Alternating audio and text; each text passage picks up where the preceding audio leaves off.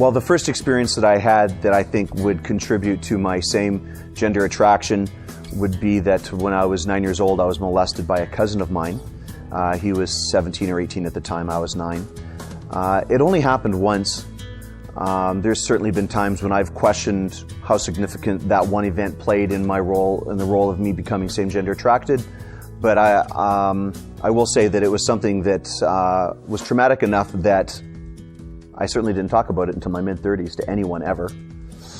Around the age of 12, I had a kid that I went to school with who introduced me to a game that he wanted to play, a card game, and in this card game we would, the loser takes off his clothes, and we played that game. I wasn't sure at the time, growing up in a very conservative Christian family, which was worse. Playing a card game which was forbidden in my in the denomination I grew up in, or taking my clothes off in front of some kid in my bedroom. So I was quite sure that the hand of God was going to sweep down and send me into a fiery hell.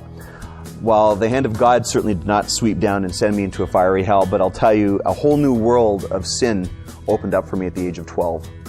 I continued on a relationship with that kid into my early 20s, and that was something that we participated in. We had a relationship with each other, for several years, and something that we involved ourselves in 2 or 3 times a week, every week for probably, close to 10 years. There were other guys that I was involved with too. I was a missionary in Papua New Guinea from the ages of 18 to 20. For me, was a time of reprieve from the homosexual life that I had been living. I was not involved with anybody for the 2 years that I lived in the jungle in New Guinea. I had certainly hoped at that time I would be healed from homosexuality, but I came home from New Guinea realizing that, of course, wasn't the truth. And by the age of 20, became very hopeless, convinced that maybe God really didn't love me. He obviously wasn't hearing my prayers. He wasn't answering my prayers. I wasn't getting healed. The big zap moment was obviously not going to take place. And so I basically made a decision to give up on God, church, and any kind of moral limits that I previously had set for myself.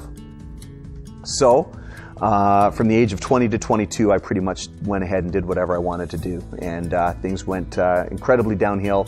By the age of 22, I realized this is not how I wanted to live my life, and was really called back to God, and recommitted my life to Him at the age of 22. At the age of 22, I completely cut off all relationships in terms of my homosexual life. I completely stopped living that lifestyle. That was 23 years ago, and I have not been involved in any kind of homosexual activity whatsoever in 23 years now. But that's only by the help of God. It's also in the last 18 years, God gave me an incredible wife who's been supportive and helpful, 4 awesome kids, and a whole support group of people who have been there for me ever since. In the last year and a half, since receiving some help from Exodus, I've made the decision to try to help others, and so I've started my own ministry now. I'm now working with 50 different individuals from 5 different countries around the world, trying to offer them support and help. And it's just amazing to me to see how God has worked, especially in the last couple of years, to be able to bring help and healing to others. And so I don't know where God's going to lead it from here, but I'm really excited about the possibilities. And I'll tell you what, leaving that life, living for God, trusting in Him, following His lead is the best life ever. And I'm so grateful that God has allowed me to be able to do this with my life.